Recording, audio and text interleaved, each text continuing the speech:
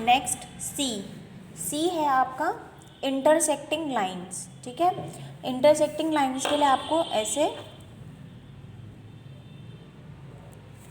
और ऐसे, ठीक है। आप ऐसे भी बना सकते हो प्लस की तरह ऐसे, this is also intersecting line, ठीक है। इंटरसेक्टिंग लाइन का मतलब होता है कि दो लाइंस एक दूसरे को आपस में कट करनी चाहिए, ठीक है। दोनों तरफ एरो लगाएंगे,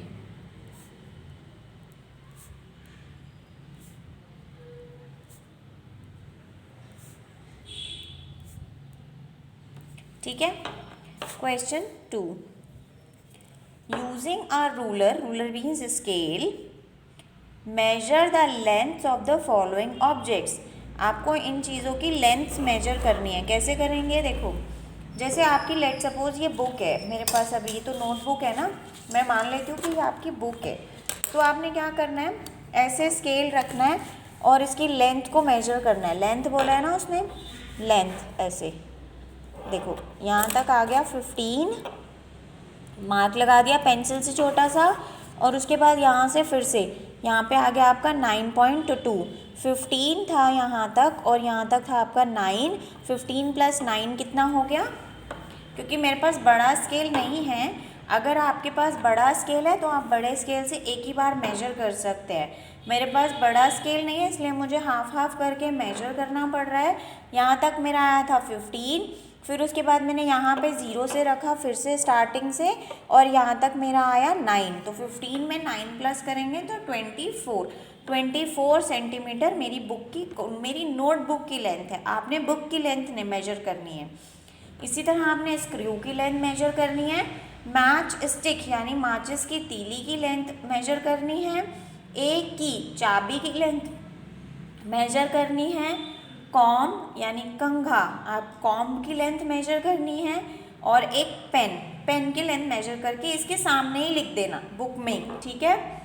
question 3, measure the length of the given line segments. ये देखो आपके पास ये लाइन सेगमेंट्स गिवन है, हमने इसकी लेंथ मेजर करनी है। कैसे करेंगे,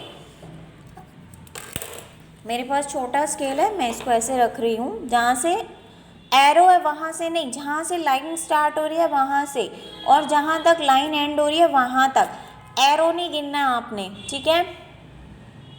यहाँ पे मैंने 0 से स्टार्ट करा और ये 10.2 तक आ रहा है, तो मैं इसके सामने यहाँ पे लिख दूँगी 10.2 सेंटीमीटर, ठीक है। नेक्स्ट इसको मैं मेजर करती हूँ, जहाँ पे एरो ख़त्म हो रहा है ना बेटा, वहाँ से स्टार्ट करना आपने, यहाँ से, इस कोने से नहीं स्टार्ट करेंगे, इस कॉर्नर से नहीं स्टार्ट करेंगे, यहाँ से स्टार्ट करेंगे, ठीक है। यहाँ तक आ गया आपका 8, ये है आपका 8 सेंटीमीटर। नेक्स्ट इसको ऐसे मेजर करेंगे, ये आपका 6 सेंटीमीटर, और ये है आपका 3.9 सेंटीमीटर, ठीक है। Next draw the line segments of the given length. अब आपको ये जो मेजरमेंट्स दिए हैं, इतनी लेंथ के लाइन सेगमेंट्स ड्रॉ करने हैं। सबसे पहला आपको दिया 8 सेंटीमीटर, तो आप क्या करोगे, नोटबुक खोलोगे, यहाँ पे स्केल रखोगे, 8 सेंटीमीटर बोला है ना, एक डॉट 0 पे लगाओगे, वहाँ से लाइन ड्रॉ करना स्टार्ट करोगे और बिल्कुल 8 पे आके रुक जाओगे, ठीक है। 8 से आगे नहीं जाना। पेंसिल हटाई, दोनों तरफ एरोज लगाएंगे, ये आपका बन गया 8 सेंटीमीटर का एक लाइन सेगमेंट बनाना है ना, तो आप दोनों तरफ डॉट्स लगाओगे। लाइन सेगमेंट की यही पहचान होती है बेटा, एरो नहीं लगाने, मैंने लाइन पढ़ लिया था, लाइन सेगमेंट बनाना है तो दोनों तरफ डॉट्स लगाओगे। बी पार्ट है 4 सेंटीमीटर, स्केल रखोगे, 0 से स्टार्ट करोगे और 4 पे ले जाके रोक दोगे, बस 4 से आगे नहीं जाना। दोनों तरफ डॉट लगाएंगे क्योंकि लाइन सेगमेंट है, ऊपर लिखेंगे 4 सेंटीमीटर, ठीक है, इस तरह बना लोगे आप। अब एक्सरसाइज 8C देखो,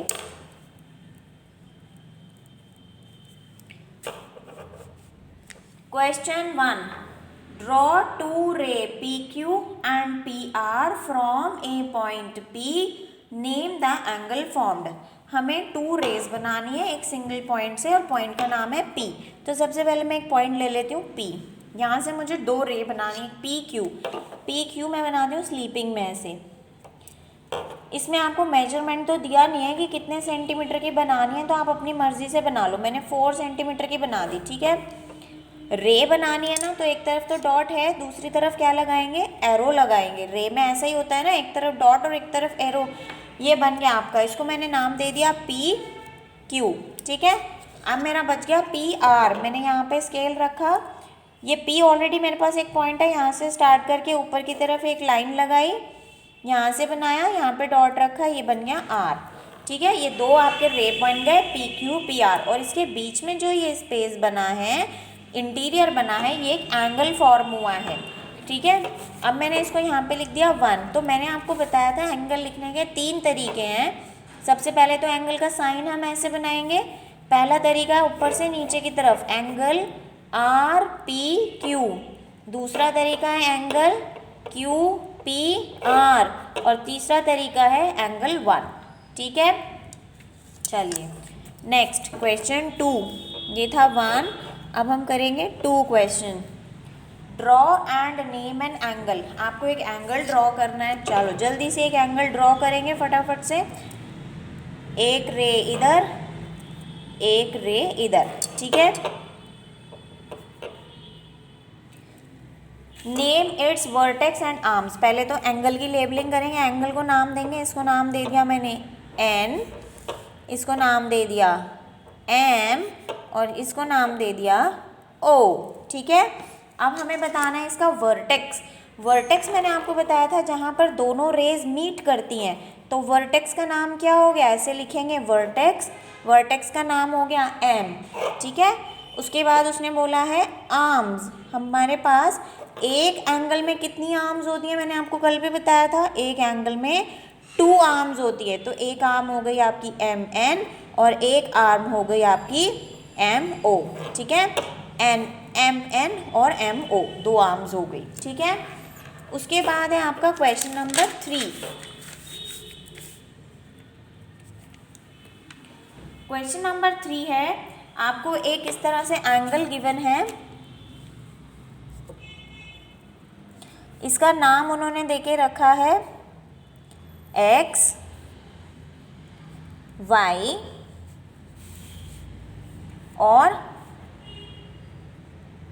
Z, ठीक है। अब उन्होंने आपको बोला है कि हमें इसमें से एंगल बताने। मैंने आपको बोला था एंगल लिखने के 3 तरीके हैं, angle XYZ, angle ZYX, angle, इसको बीच में कोई नाम नहीं दिया है तो वो वाला हम नहीं लिखेंगे, ठीक है, उसको छोड़ देंगे। नेक्स्ट हमने लिखना है वर्टेक्स। हर एंगल का सिंगल एक वर्टेक्स होता है जहाँ पे दोनों आर्म्स मीट करते हैं, Y। उसके बाद हमें आर्म्स लिखने हैं, हर एंगल में 2 आर्म्स होते हैं, तो इसकी 2 आर्म्स हैं XY और YZ, ठीक है।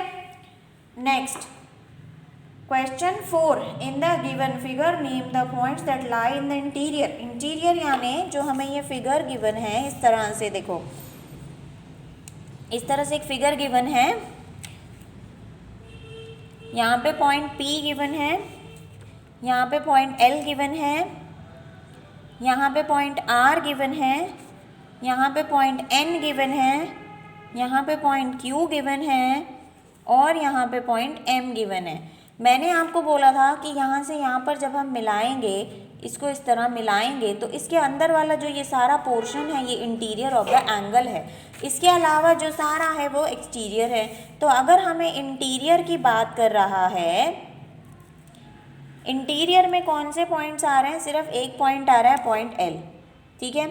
और अगर एक्सटीरियर की बात की जाए तो एक्सटीरियर में कौन सा पॉइंट आ रहा है, एक आ रहा है पॉइंट M और एक आ रहा है पॉइंट N। ये रहा M, ये रहा N।